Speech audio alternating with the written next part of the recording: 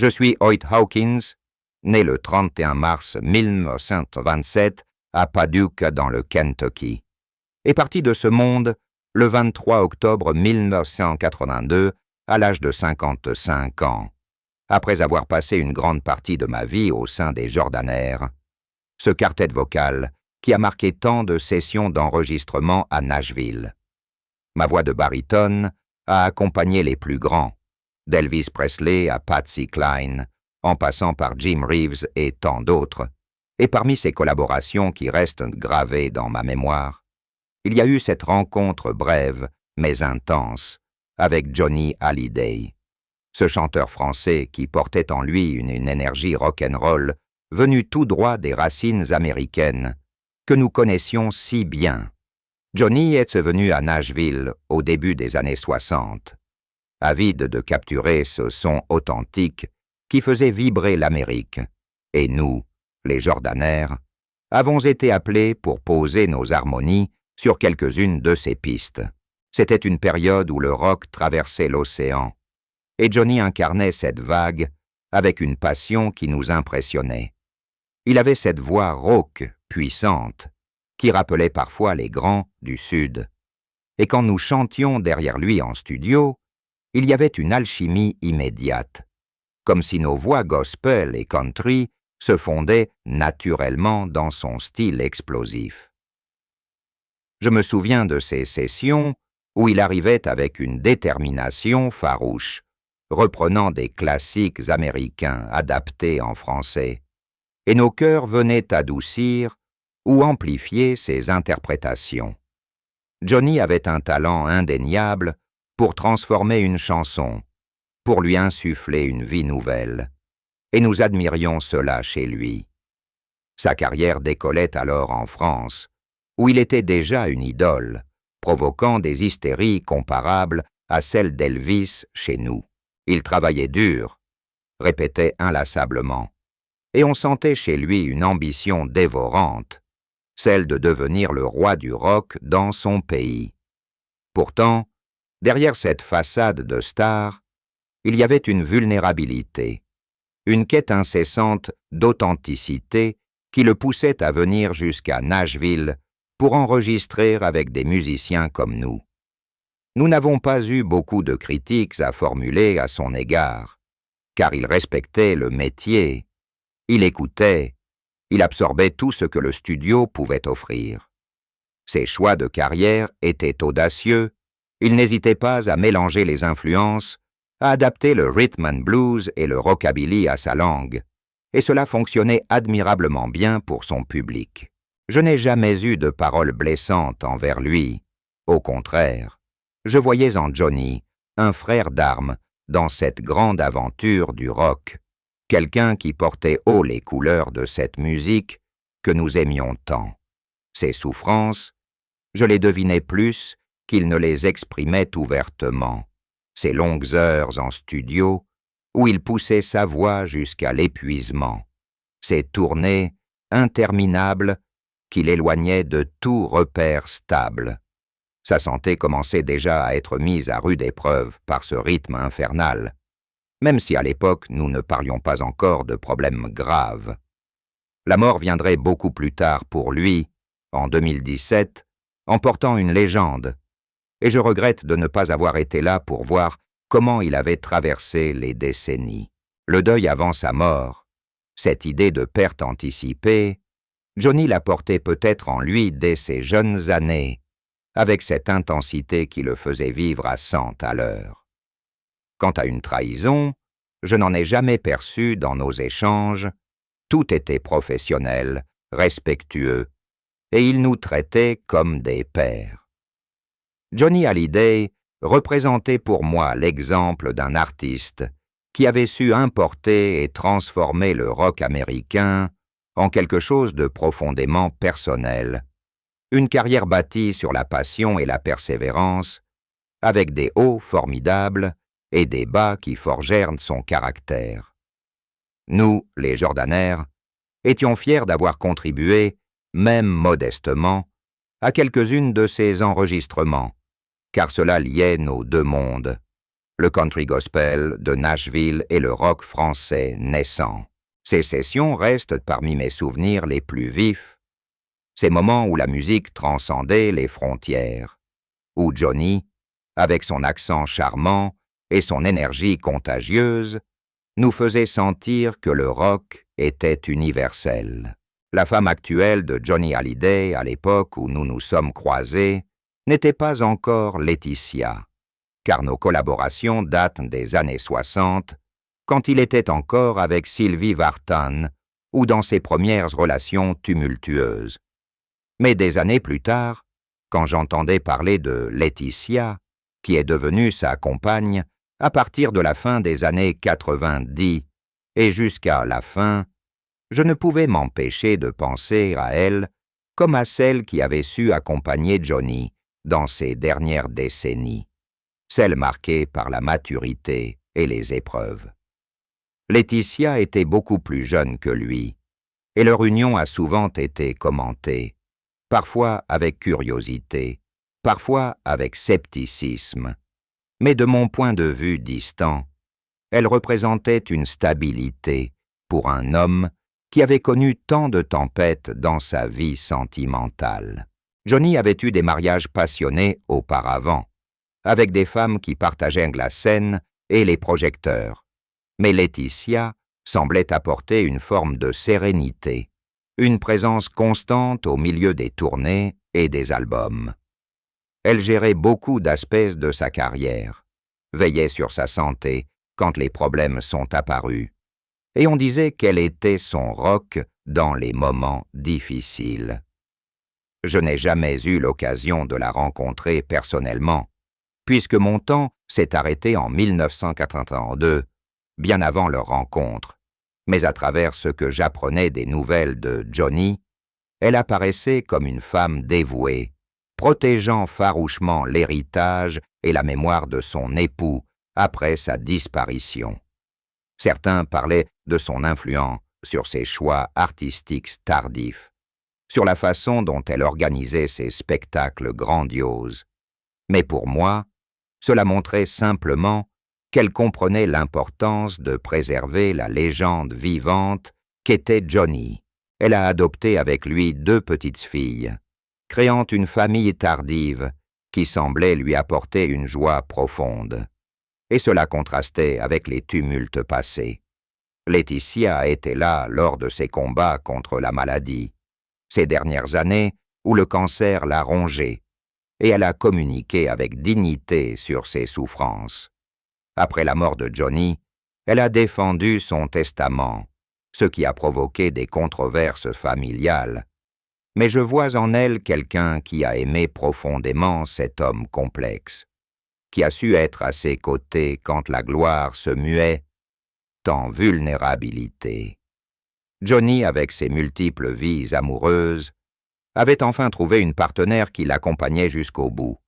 Et Laetitia incarne pour beaucoup cette dernière chapitre de stabilité dans une existence faite de passions extrêmes. D'après ce que je sais de Johnny Hallyday, à travers nos brèves rencontres et les échos qui me parvenaient au fil des années, son plus grand chagrin devait être lié à cette solitude profonde qu'il habitait depuis l'enfance, cette absence de racines familiales stables qui l'a poursuivi toute sa vie. Johnny est né Jean-Philippe Smet, abandonné très jeune par son père, élevé par une tante danseuse qui l'emmenait sur les routes, et il n'a jamais vraiment connu cette chaleur d'un foyer traditionnel. Ce vide émotionnel, cette quête incessante d'amour et de reconnaissance, transparaissait dans ses chansons, dans cette intensité qu'il mettait sur scène pour combler un manque intérieur. Il a souvent parlé de cette blessure, de ne jamais avoir dit papa ou maman de façon naturelle, et cela a dû être son chagrin le plus profond, plus que les échecs professionnels ou les ruptures amoureuses. Même au sommet de la gloire, avec des millions de fans qui l'idolâtraient, Johnny portait cette mélancolie, cette peur de l'abandon qui le poussait à vivre à fond, à multiplier les expériences pour ne pas affronter le silence. Ses relations avec ses enfants, David et Laura notamment, ont été compliquées par moments, marquées par des distances dues à ses absences, et je pense que cela ajoutait à son tourment ce regret de ne pas avoir été toujours présent. Le plus grand chagrin de Johnny était probablement cette sensation d'être éternellement en quête, de ne jamais se sentir pleinement ancré, malgré la famille qu'il a construite plus tard avec Laetitia et les petites adoptées. Cette douleur l'a rendu humain, vulnérable derrière la carapace de rocker invincible. Et c'est peut-être ce qui touchait tant son public, cette authenticité brute. Le secret que Johnny Hallyday a gardé pendant de nombreuses années concernait sans doute ces zones d'ombre de sa vie privée, ces moments de fragilité qu'il ne révélait pas facilement au grand jour. Pendant longtemps, il a maintenu cette image de dur à cuire, de rebelle indomptable, mais derrière cela se cachaient des luttes personnelles, des dépendances peut-être, des doutes profonds sur sa valeur. Il a attendu des décennies avant de parler ouvertement de son enfance brisée, de cette absence paternelle qui l'a marqué à jamais, et même de ses excès qui ont affecté sa santé. Johnny gardait jalousement certains aspects de ses relations, de ses peurs, préférant les exprimer à travers la musique plutôt que dans des confidences publiques. Ce secret, c'était peut-être aussi cette part de lui qui aspirait à la paix, à une vie plus calme, loin des projecteurs, mais qu'il n'osait pas assumer pleinement de peur de décevoir ses fans. Il a porté seul bien des fardeaux, des regrets sur des choix passés, des amours perdus, et ce n'est que tardivement qu'il a commencé à lever le voile, dans des interviews ou des chansons plus introspectives. Ce secret entretenait la mystère autour de lui, renforçait sa légende, mais il devait peser lourd sur son âme.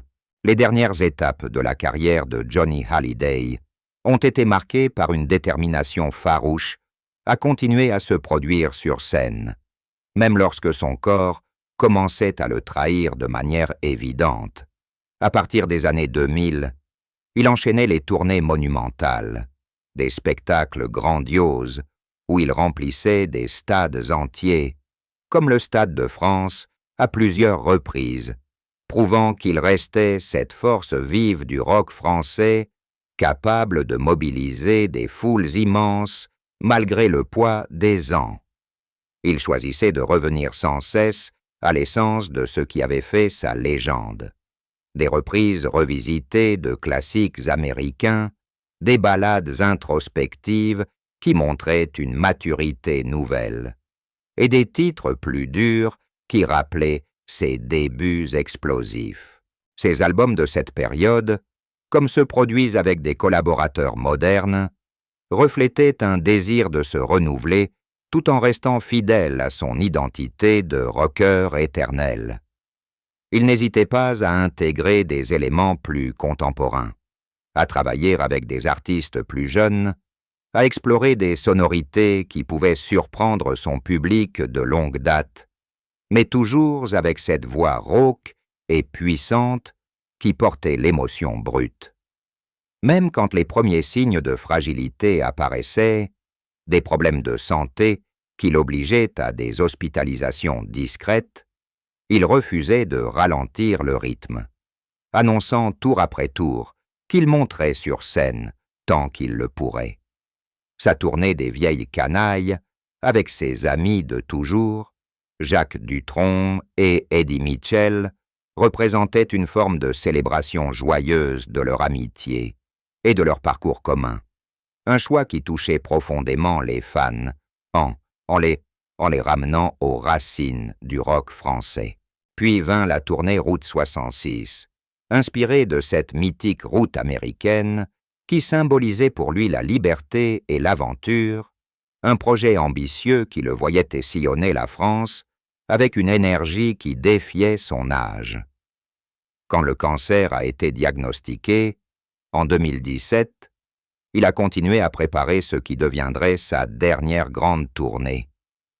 Les vieilles canailles, à nouveau.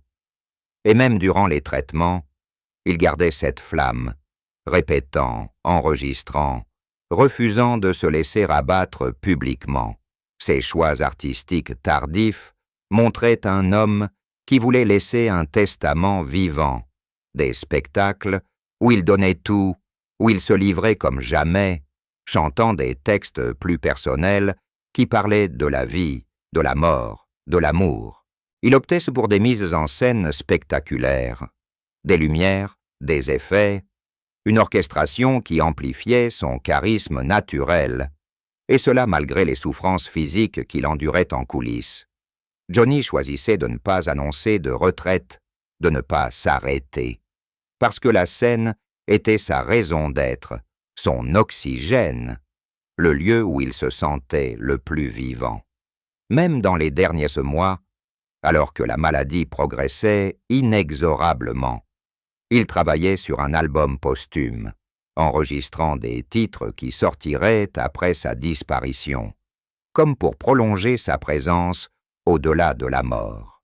Ses décisions reflétaient une cohérence profonde avec l'homme qu'il avait toujours été, un artiste qui vivait pour le public, qui refusait la demi-mesure, préférant brûler la chandelle par les deux bouts plutôt que de s'éteindre doucement. Ses dernières apparitions publiques, amaigries mais toujours droit, avec ce regard intense, restaient gravées dans les mémoires comme un acte de résistance ultime, un refus de céder à la faiblesse. Johnny Hallyday, dans ses ultimes chapitres de sa carrière, incarnait la quintessence du rocker qui ne s'avoue jamais vaincu, choisissant jusqu'au bout la passion plutôt que le repos, la lumière des projecteurs plutôt que l'ombre, laissant derrière lui un héritage de spectacles inoubliables qui continuait à inspirer des générations. Les mauvaises habitudes que Johnny Hallyday a laissées dans l'esprit de ceux qui l'ont côtoyé, même brièvement comme moi lors de ses sessions à Nashville, était avant tout cette façon de vivre à un rythme effréné, cette intensité permanente qui pouvait fasciner autant qu'elle inquiétait. Il arrivait en studio avec une énergie débordante, fumant cigarette sur cigarette, buvant du café noir à longueur de journée, repoussant les limites de sa voix jusqu'à l'épuisement total.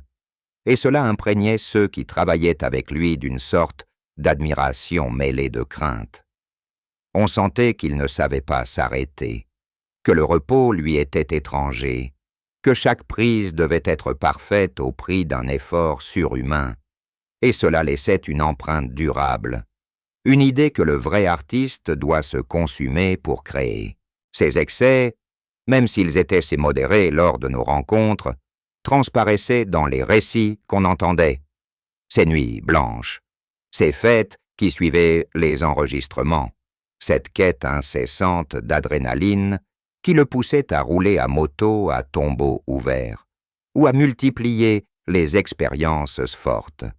Dans mon esprit, cela restait comme une leçon ambiguë, une habitude de ne jamais lever le pied, de considérer que la modération était une forme de trahison envers son art.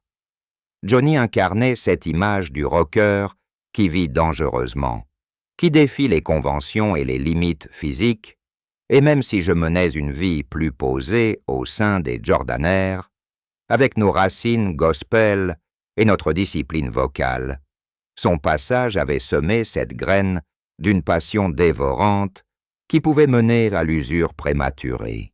On gardait en mémoire cette façon qu'il avait de pousser tout le monde autour de lui à donner le maximum, de transformer une simple session en événement intense. Et cela laissait une trace, un souvenir d'une exigence qui frôlait parfois l'autodestruction.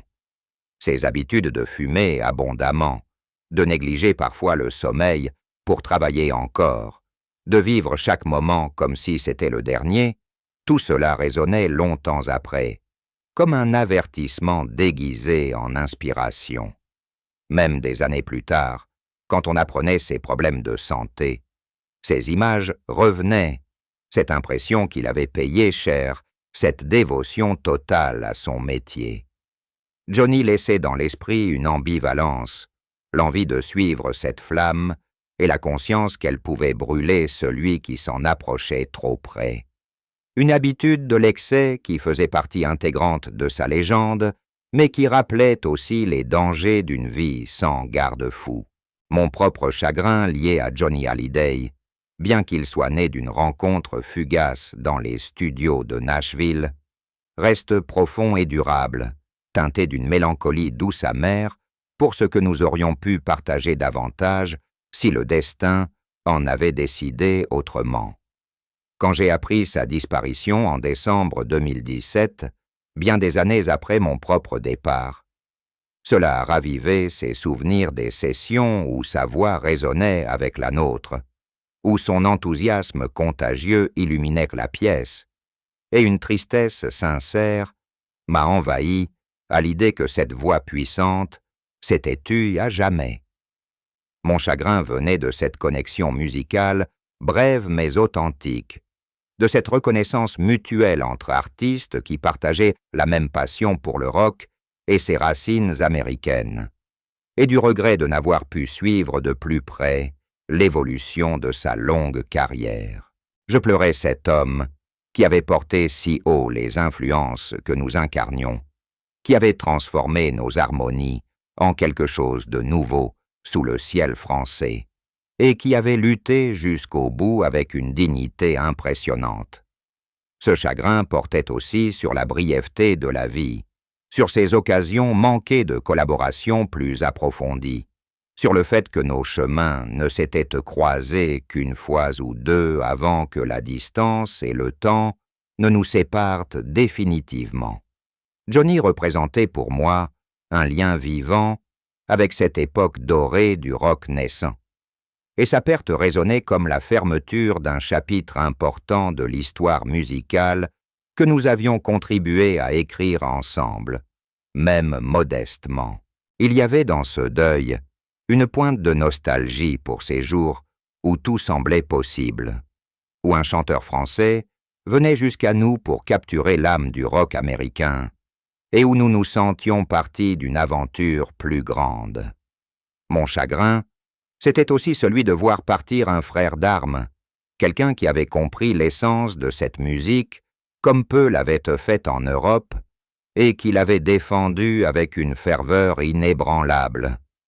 Même dans l'au-delà, cette tristesse persiste douce et apaisée, parce qu'elle est tempérée par la gratitude d'avoir croisé sa route, d'avoir ajouté nos voix à la sienne, ne serait-ce que pour quelques chansons qui traversent encore le temps. À l'âge de 55 ans, moment où ma propre vie s'est arrêtée subitement en 1982, j'ai en quelque sorte rompu le silence depuis l'au-delà en livrant ces vérités longtemps gardées dans le secret de mes souvenirs. Ces impressions sincères sur Johnny Hallyday et sur la femme qui l'accompagnait dans ses dernières années, Laetitia. C'est comme si, libéré des contraintes du monde terrestre, je pouvais enfin exprimer pleinement l'admiration que j'avais pour cet artiste qui avait su transcender les frontières, pour cette carrière exceptionnelle qui continuait bien après mon départ, et pour Laetitia qui se révélait être la compagne dévouée, capable de soutenir un homme dans ses combats les plus durs. Je parlais d'elle avec respect, voyant en elle celle qui avait apporté une forme de paix à Johnny, qui avait veillé sur lui avec une tendresse farouche, et qui, après sa mort, portait seule le poids de son héritage avec courage. Ces révélations posthumes parlaient aussi de leur amour, cet amour tardif mais profond qui les avait unis face à l'adversité, et qui, dans mon imagination transcendante, se prolongeait peut-être au-delà, dans une forme de retrouvailles éternelles où Johnny retrouvait enfin la sérénité qu'il avait tant cherchée. À 55 ans, Rompant ce silence que la mort avait imposé, je témoignais de la beauté de leur histoire, de la façon dont Laetitia avait su être présente jusqu'au dernier souffle, et de cet amour qui, malgré les tempêtes et les controverses, restait une belle conclusion à une vie tumultueuse. Ces vérités, je les livrais avec une paix nouvelle, célébrant leur union comme un chapitre lumineux, et imaginant que quelque part, dans un ailleurs paisible, Johnny et Laetitia partageaient encore cet amour qui avait défié le temps et la maladie.